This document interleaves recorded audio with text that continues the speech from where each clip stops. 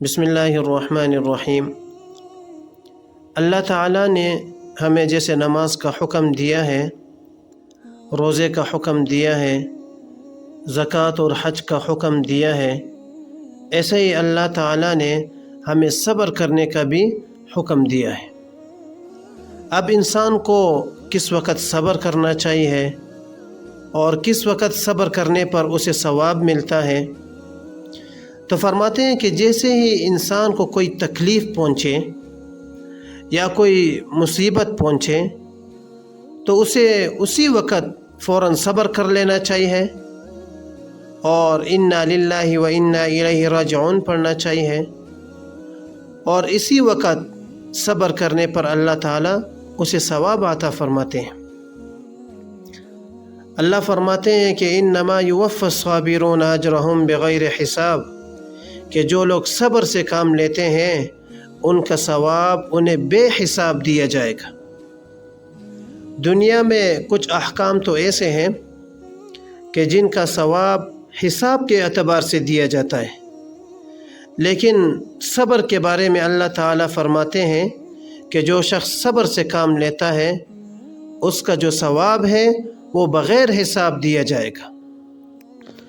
لیکن اگر کوئی شخص فوراً صبر نہ کرے بلکہ جب اس کو مصیبت یا تکلیف پہنچے وہ 3 دن تک یا 40 دن تک روتا رہے، پھر اس کے بعد وہ صبر کر لے، تو اب صبر کرنے پر اسے کوئی ثواب نہیں ملنے والا، کیونکہ اتنے دنوں کے بعد تو انسان کو خود بخود ہی صبر آ جاتا ہے۔ صبر تو وہ ہے کہ جیسے ہی انسان کو کوئی تکلیف پہنچے انسان اسی وقت فوراً صبر کرے۔ حدیث میں ہے کہ نبی صلی اللہ علیہ وسلم ایک عورت کے پاس پہنچے جو اپنے بچے کی وفات پر رو رہی تھی۔ آپ صلی اللہ علیہ وسلم نے اس سے فرمایا کہ اتق اللہ واصبری، اللہ سے ڈر اور صبر کر۔ تو وہ عورت کہنے لگی کہ یہ جو آفت مجھ پر پڑی ہے وہ آپ پر نہیں پڑی، یعنی آپ کو اس کا اندازہ نہیں ہو سکتا۔ لوگوں نے اس کو بتایا کہ یہ اللہ کے رسول تھے، یعنی آپ کس طریقے سے ان سے بات کر رہی ہیں؟ تو وہ معذرت کی غرض سے آپ صلی اللہ علیہ وسلم کے پاس گئی۔ اس نے آپ صلی اللہ علیہ وسلم کے دروازے پر کسی دربان کو نہیں پایا، یعنی جیسے کہ بڑے بڑے لوگوں کی یہ عادت ہوتی ہے کہ وہ اپنے گھروں کے باہر اپنے سیکیورٹی گارڈ اور چوکیدار رکھتے ہیں، لیکن نبی صلی اللہ علیہ وسلم نے اپنے گھر کے دروازے پر کسی سیکیورٹی گارڈ کو نہیں رکھا تھا۔ تو وہ عورت بولی کہ یا رسول اللہ، میں نے آپ کو پہچان نہ سکی تھی۔ آپ صلی اللہ علیہ وسلم نے فرمایا کہ انما الصبر عند اول صدمۃ، یا یہ فرمایا کہ عند اول صدمۃ، کہ صبر تو صدمے کے شروع میں ہے، یا یہ فرمایا کہ صبر تو پہلے صدمے میں ہے۔ اس حدیث کا مطلب یہ ہے کہ جیسے ہی انسان کو کوئی تکلیف پہنچے اسی وقت فوراً صبر کرنا چاہیے، اور یہی اصل صبر ہے۔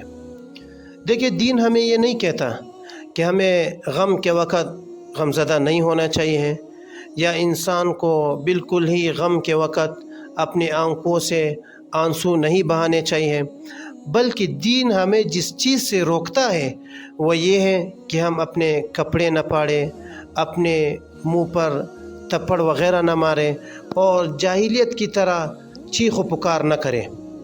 اسی وجہ سے تو نبی صلی اللہ علیہ وسلم نے ارشاد فرمایا کہ لیس منا من ضرب الخدود وشق الجیوب ودعا بدعوى الجاہلیہ، کہ وہ شخص ہم میں سے نہیں جو اپنے رخساروں کو پیٹے اور اپنے گریبانوں کو پاڑے اور جاہلیت کی طرح چیخ و پکار کرے۔ کوئی بھی مصیبت جب مسلمان پر آتی ہے وہ اس کے درجات کو بلند کرنے کے لیے ہوتی ہے۔ جب انسان کوئی درجہ اپنے عمل سے حاصل نہیں کر پاتا تو اللہ تعالیٰ اسے مصیبت میں مبتلا کر دیتے ہیں، اور جب وہ اس مصیبت پر صبر کرتا ہے اور اللہ کی تعالیٰ کی طرف رجوع کرتا ہے تو اللہ تعالیٰ اسے وہ درجہ دے دیتے ہیں۔ انسان جب بھی کوئی گناہ کرتا ہے تو اللہ تعالیٰ مختلف قسم کے آزمائشوں میں اسے ڈال دیتا ہے۔ کبھی کاروبار میں نقصان ہو جاتا ہے، کبھی اولاد پر کوئی تکلیف آ جاتی ہے، کبھی خود انسان پر کوئی تکلیف آ جاتی ہے، کبھی گھر میں مسئلے مسائل ہو جاتے ہیں، کبھی دفتر میں مسئلے آ جاتے ہیں۔ مقصد صرف یہ ہوتا ہے کہ اس مسلمان کے گناہ معاف ہو جائے اور اس کے نامہ اعمال میں نیکیاں ہی باقی رہے اور اسی کی وجہ سے وہ جنت میں داخل ہو جائے۔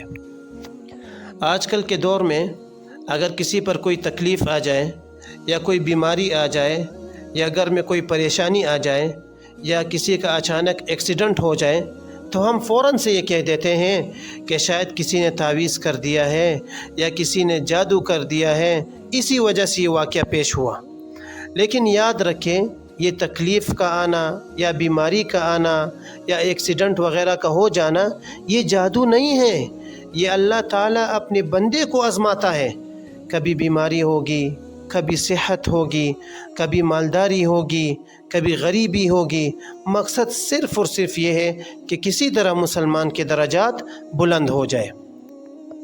انبیاء کرام علیہم الصلاۃ والسلام اور صحابہ کرام رضوان اللہ تعالی علیہم اجمعین پر جب بھی کوئی تکلیف آتی تو فوراً ان کا تعلق اللہ سے بنتا، مسجد میں آتے، 2 رکعت نماز پڑھتے، اللہ ان کی پریشانیوں کو دور کر دیتا تھا۔ اللہ بندے کے گمان کے مطابق معاملہ کرتا ہے۔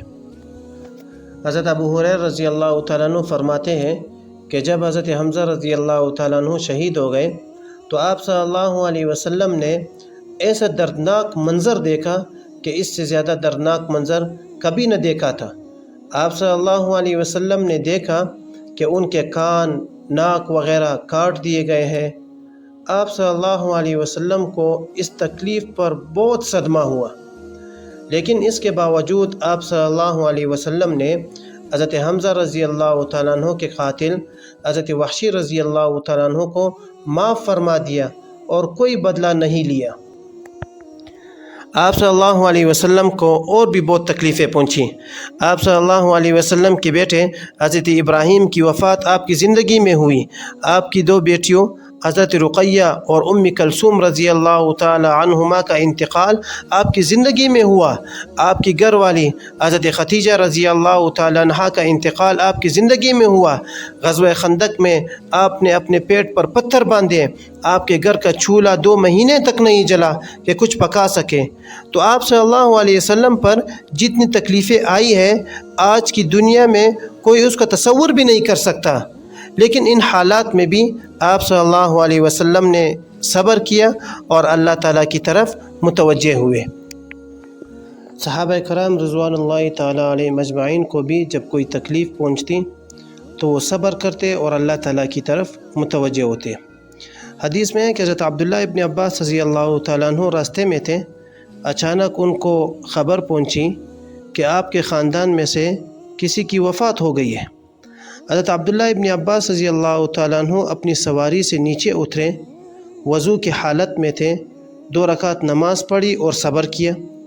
کسی نے پوچھا حضرت یہ کیوں؟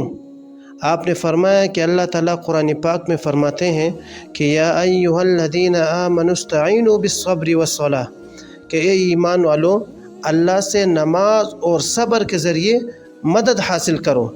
جب میرے اوپر مصیبت آئی تو میں نے فوراً اللہ تعالیٰ کی طرف رجوع کیا اور 2 رکعت نماز پڑھی اور وہ کیا جس کا اللہ نے مجھے حکم دیا، یعنی میں نے نماز پڑھی اور صبر کیا۔ تو ہم پر بھی جب کوئی تکلیفیں آئے یا مصیبتیں آئے تو ہمیں بھی اللہ تعالیٰ کی طرف رجوع کرنا چاہیے اور صبر کرنا چاہیے۔